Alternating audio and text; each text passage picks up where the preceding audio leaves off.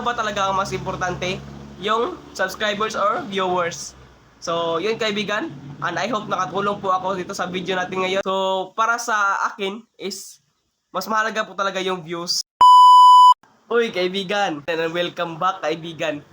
So, in this video, tuturuan kayo kung paano ba or ano ba ang mas importante yung subscribers or viewers. Ayan.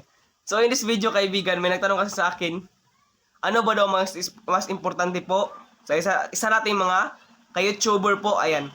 So, mas importante po ba daw yung subscribers or viewers? So, sa video natin ngayon, tatalakayin natin yan kung ano nga ba talaga ang mas maganda. So, sa akin is based on my experience lang po to at hindi ko po to sinasabi na sa lahat po ito. So, sa akin lang is ito lang po talaga. So, iba-iba naman po tayo ng content. So, iba-iba po tayo ng mga people's choice. O, diba? So, yun. Para sa akin, sa ginagawa ko ngayon, nagba-vlog po kasi ako about sa tutorial.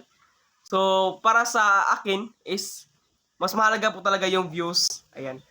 So, una natin tatalakayin is yung views. Sa views po kasi, ayan. So, first of all, sa views po is doon po tayo kumikita. Dito sa YouTube, sa Facebook, or sa TikTok. Ayan. So, sa views po is sa views po tayo nag-una o nag-umpisa. Ayan. Sa views po tayo nagkaroon ng subscribers, followers. Di ba?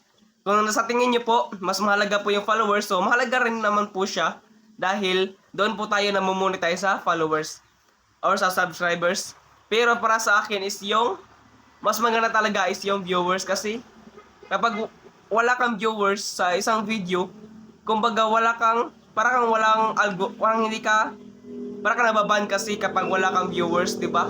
Parang ang pangit kasi tingnan kapag wala kang viewers, hindi ka rin kumikita, di ba? So, sa viewers kasi nag-umpisa ang lahat, di ba? Kasi pag tingin mo, o kapag mayroon kang viewers, so hindi naman pwede na wala kang followers doon. Kahit hindi sila nagpa-follow sa inyo, pero tumitingin pa rin sila ng video nyo, araw-araw, so it means, isa na rin siyang followers para sa inyo, di ba? Kasi kumikita kayo doon, at dumadami po yung views, at the more the views, is the more the recommend po ng algorithm. Ayan, di ba? So, si algorithm po is siya po nag-recommend kung saan or kung paano ito mapapalago yung mga video nyo sa ibang mga tao. So, ganyan. So, napakahalaga po ni algorithm at the same time napakahalaga po talaga ni views. Para sa akin, kahit wala akong subscribers, edi joke lang. Kahit hindi kayo mag-subscribe, basta tumitingin lang kayo ng video ko is napaka-importante na po talaga nun. Ayan. So, yun. Napaka-importante talaga ng views sa ating video. Kasi dyan po talaga tayo nagsisimula. So, sa views rin po kasi, sa views po tayo nagkakaroon ng click-through rate. Ayan. So, kung alam nyo po kung ano ang click-through rate is napaka-good news po yan sa inyo. At kung hindi nyo rin naman po alam kung ano ang click-through rate is, explain ko po yan ngayon. Ayan, di ba? So, ang click-through rate po is siya po yung parang basihan ni YouTube. Kumbaga, kapag sa isang video, is maraming nagtatap, for example ito sa YouTube, kapag maraming nagtatap sa inyong mga YouTube video, ayan, kung maabot na po ng 50,000 yung tumitingin o nagtatap, nagla-like, di ba, nagko-comment, so isa na po yan sa mga click-through rate ng YouTube.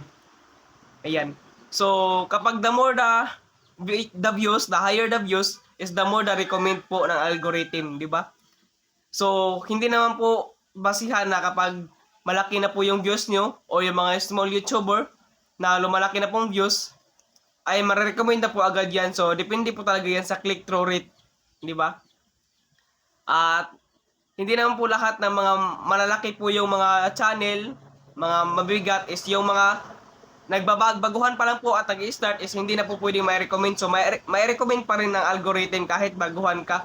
So, ang gawin mo lang is baguhin po yung mga estilo, mga video content, mga editing, so para magpa-impress ng mga viewers natin.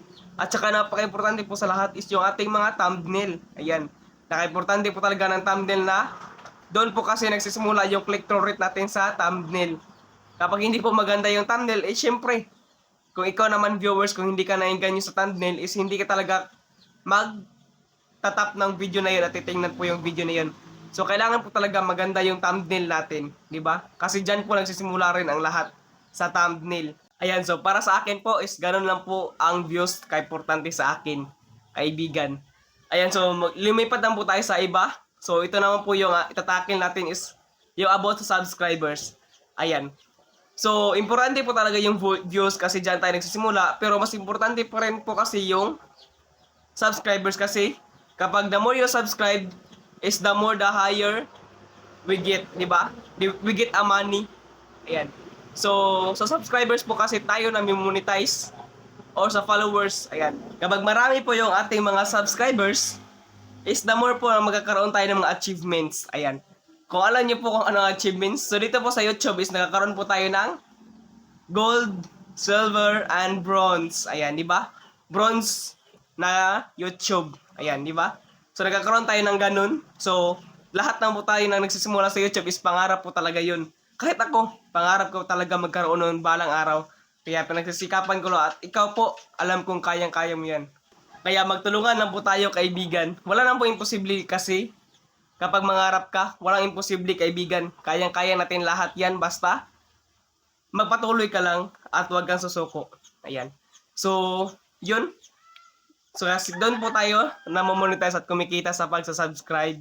O, diba? So, ganun pa rin ka-importante yung subscribe, kaibigan, at saka yung followers.